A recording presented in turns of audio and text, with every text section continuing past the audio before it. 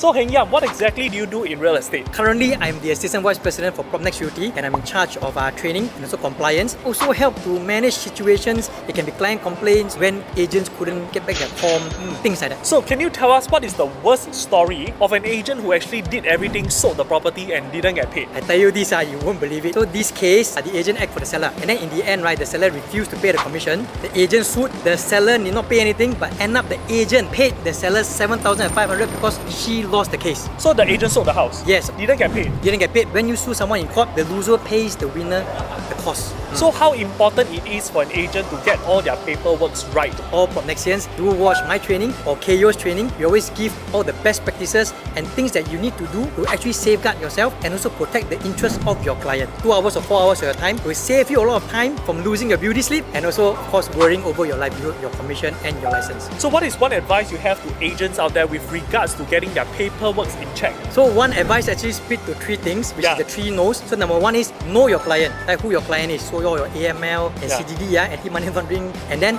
know your documents, the processes, the procedures, and lastly, of course, know who you are representing. So with these 3 knows, I think you will go a long way, and then you will have longevity in your career. When you say know who you're representing, are you saying don't represent lousy clients? I'm not saying that. When you act for the landlord, you must know that there are certain things you have to do, certain things you cannot do. Like for example, advise the tenant. And if you are acting for seller, same thing lah. You don't advise the buyer. So when you're representing a seller, you cannot advise buyer? Yes, you should not. There will be a conflict of interest. If I'm representing the seller and I advise my buyer, can my seller use this as an excuse to not pay me? Possible, because whenever there are these issues of the non-payment of commission, and then it will be used by the client to actually try not to pay com or get a discount. When it comes to us, we will always look at everything objectively before we make a decision. Wow, that was some very good information. Thank you so much, Heng Yam. Okay, pleasure. We'll see you soon.